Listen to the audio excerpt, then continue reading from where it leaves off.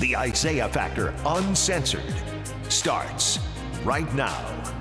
And welcome to The Factor Uncensored. I'm Isaiah Carey. Last night, we spent much of the hour covering the shooting death of Harris County Deputy Darren Almendarez.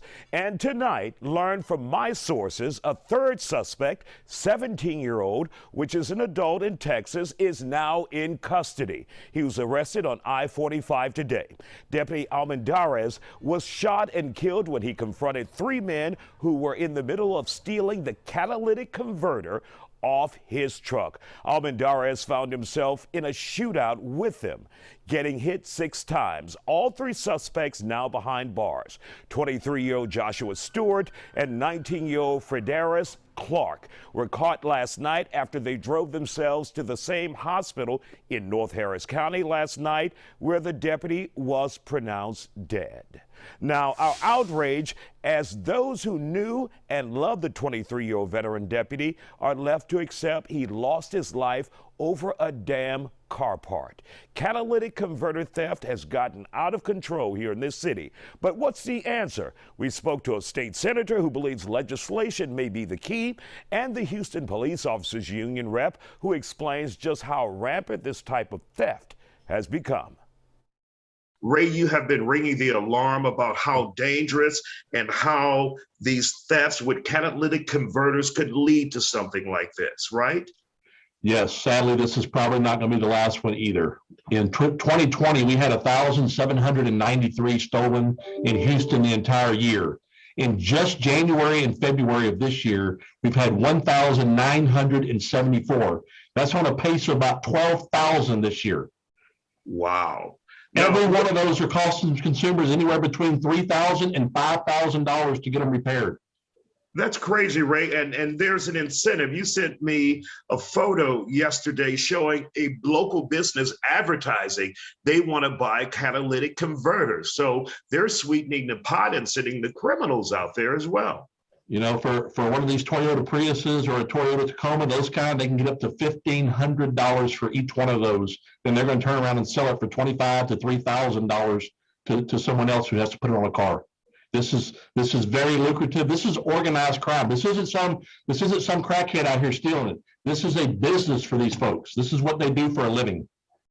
And we've seen some surveillance videos of them coming out, being, like you said, organized with jacking up people's car, using welding equipment to cut it. It's mind-blowing. Senator Whitmire, obviously we have lost a law enforcement officer, a Harris County deputy, as a result of this theft. Your thoughts on it and what can be done about it? Well, obviously it's a tragedy and it shows it's on every street in Harris County. My family's son-in-law was at Antoine's on TC Jester in 610 at 11 o'clock last Sunday, came out with 6 and 8-year-old sons, and somebody was stealing his converters. So the danger is not only the theft, but the encounter that you have with these criminals that will lead to the violence that we witnessed last night. What we've got to do is simply just prohibit the resale.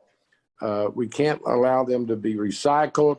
But now it's actually gotten so bad that they're, I think, selling the very ones that they steal and recycle them in terms of a business enterprise.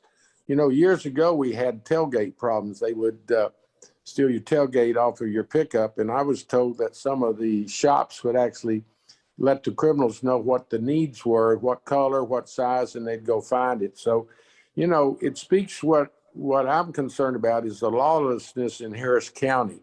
Every day now, there's another story, another life taken, whether it's because the bail bond system is broken, whether we're allowing convict suspects, repeat violent suspects out. And now we see the converter situation becoming epidemic. So what we've got to do is just say enough's enough and quit bonding out violent offenders, holding people accountable to the courts. And I understand there's going to be judges say, but I am working. Well, some courts are not working. I can show you the information coming from TDCJ. The system is not processing and holding people accountable. And what is really alarming is the norm that is becoming reality in Harris County and the city of Houston. everyone is being desensitized to it's just part of life in the city, and it can't be allowed to go forward because it affects our quality of life, and certainly it's going to affect our economics and the opportunity to be the city that we want it to be. And let's bring Ray back. Go ahead, Ray. Go ahead. Yeah, Isaiah, and you know what? Theft of a catalytic converter is a non-violent offense. You tell that deputy's wife it's a non-violent offense. That's what happens whenever the owners go and encounter these folks, and the owners don't want to have to be without their car for 2 or 3 or 4 or 5 days and lose $3,000. They pull out a gun, there's a shooting, and somebody's going to get hurt. And now we've lost a hero trying to save his catalytic converter and others from getting injured because of this non-violent offense. Now, Ray, what would you suggest that we recategorize this particular theft and also take some type of action for these businesses? Because you said it's organized crime. If a business says we need these, go out there, criminals, and get it, it's organized. No doubt. Like I say, this isn't some crackhead that's going out and doing this. It's very difficult to do. And for a business to be advertising, we buy catalytic converters, I promise you 95 to 99% of your viewers have never seen one. They don't even know what one looks like. Nobody's got them laying around their garage to go pawn them off.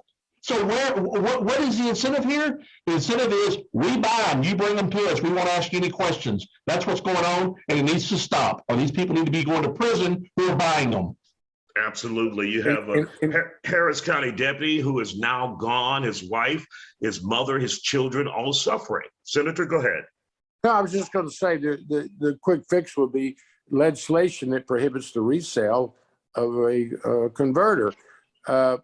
Pushback will come from some of the criminal enterprises, which, you know, we'll run over them. But the insurance companies are going to probably say that it's it's cheaper to get the used parts. We've got to stand up to them. And in fact, just yesterday, Lieutenant Governor Patrick gave me an interim assignment to look at the processing and the preventing of catalytic converters. So it's on everyone's mind. The tragedy last night just is awful, but everyone has to be alarmed by this. And next session, we'll do something about it. But the problem is we're a year from going into session. So that means those that have been arrested, those suspects, you can't be releasing 280 nonviolent people because of a computer glitch. Everything in the system has to be fixed that is not holding people accountable. All right, gentlemen, we want to thank you for joining us here on The Factor Uncensored, a serious problem that we have to deal with in the community. And Senator, it looks like you're well on your way with the legislation that you're looking at, but you said it'll take a year. Ray, Senator Whitmire, thank you guys for joining us here on The Factor tonight. Thank you, Isaiah. And of course, this is a problem nationwide. Nearly 30 states, including Texas, are working on some type of legislation to curb the theft of these highly sought-after devices.